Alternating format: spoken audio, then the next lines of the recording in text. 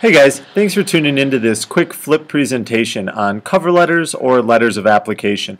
The first thing that I want to tell you is that a cover letter and a letter of application honestly are the exact same thing. They're just interchangeable terms for the exact same item. I've had parents in the past say, which one did I want, a cover letter or a letter of application? And my answer is they're the same. So whether your parents call it one or the other, in the end it's actually the same product that you're going to be producing for me. What a cover letter actually does is it introduces you to a potential employer. It's the item that goes on top of the actual resume, and the ultimate goal of the cover letter is to get them to actually read your resume. You want them to finish reading this letter and go, this person, they're possibly a decent candidate for the job we're hiring for. Let's take a look at their resume. This is not an opportunity for you to tell your life story.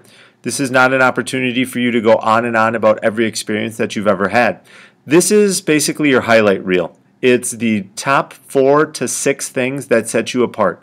The top 4 to 6 things that make you the best candidate for the job. The top 4 to 6 things that make them go, wow, this person, they sound pretty good. Let's see what else they have to offer. So you've got to be selective in what you're going to include in this cover letter. Now, understanding that you are a young person and you don't have a ton of experience, people that are actually interviewing for these jobs understand that. They understand that, you know what, you probably don't have a ton of work experience, but that doesn't mean you couldn't have volunteered. It doesn't mean that you couldn't have been involved in activities or sports at school or clubs at school or done a variety of things, around your neighborhood. These are all things that they're looking for that are going to show that set you apart, that show that you've got a little bit of a fire in you that makes you, that kind of drives you and makes you want to go. So when we look at the cover letter here, it's your background. And the biggest thing to understand is that you've got to relate your past experience to the job of interest. For you guys as students, like I said, a lot of you won't have a ton of work experience. But maybe if it's, for example, a job at a bank, you may say if you are in an honors math class that you're good with numbers, and you can prove that by showing that you in fact are in an honors math class. That sets you apart from somebody else who maybe doesn't have experience but isn't in honors math. If you have any volunteer experience or you've done anything that takes patience, like babysitting. Sometimes when you babysit 3, 4 plus little kids, it takes a lot of patience to not want to strangle those kids. So that's customer service. I've worked in the banking industry and there's times where I've wanted to strangle the customers. So you want to be able to tie your experiences. If I was a waiter or a waitress, I may say that while I haven't worked in a bank, I do have a customer service experience in dealing with the restaurant industry. I also have money handling experience in dealing with the restaurant industry again. So I've got to tie my experience back to the job. I just can't count on the person who's reading my letter to go, they were a waiter or a waitress. I bet you they dealt with money and customer service issues, so we should give them a chance. You've got to be the person who connects those dots for them. Other things to keep in mind, no errors. Have a friend read it, have a neighbor read it, word process it, spell check it, all of those types of things. It should not be handwritten anymore in this day and age. It also should be addressed to a specific person. To whom it may concern does not cut it. Dear Mr. Old Navy does not cut it. How do you find out? You go in and you ask. You call, and when you find out who it is, you ask how to spell their name, because you don't want the first thing that they see in your cover letter to be that you've misspelled their name. That shows, basically a lack of attention to detail. It should also be written, like I said, in a letter format. So it's not bulleted.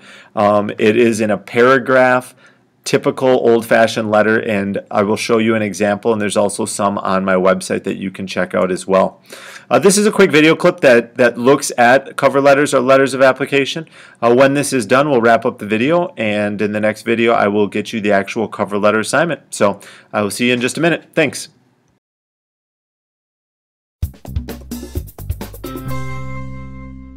How to write a cover letter.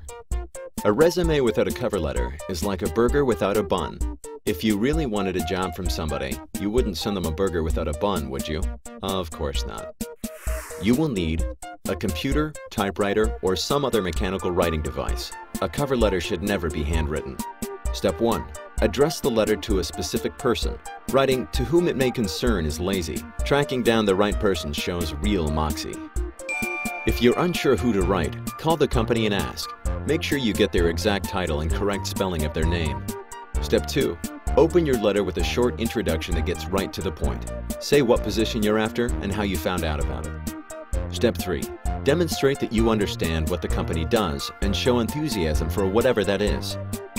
Read through the company's website to find details you can mention in your letter. Step 4. Relate your past work experience to the current opening. Don't count on employers to connect the dots and realize how your previous jobs are relevant. Step 5. If you're responding to a job posting, adapt your writing to address specific things mentioned in the post. Keep your cover letter short and concise. It shouldn't be longer than a page. A few brief paragraphs is enough. Step 6. If you're attaching additional materials like a portfolio or a reel, mention that at the end of the letter. Step 7. After thanking your reader, sign off with a suitable closing, like "Sincerely" or "Best," and type your name on the next line. If you're mailing your letter, leave 4 blank lines between your closing and your type name so you have room for your signature. Step 8. Make sure you've included all your contact information, even if it's already on your resume. Step 9. Proofread your letter carefully, word by word. Have a friend read it over, at least twice. If you're emailing the letter, send it to yourself first to make sure there are no formatting errors. Step 10. Send your letter, and rest assured that your extra care will set you apart from the crowd. Did you know the average cover letter is in an employer's hands for 8 seconds? Again, guys, as I said, and as the video said as well, it's essential that you don't have any errors, that it's addressed to a specific person, that you tie the experiences that you have had in everything from volunteering to school activities to other types of employment, if you do have any, that you tie those back to the job. Don't count on them to actually fill in the bubbles for you. But those are kind of the intro or the basics to a cover letter or letter of application. If you have any questions, please feel free to let me know. Thanks. Have a great night. Bye-bye.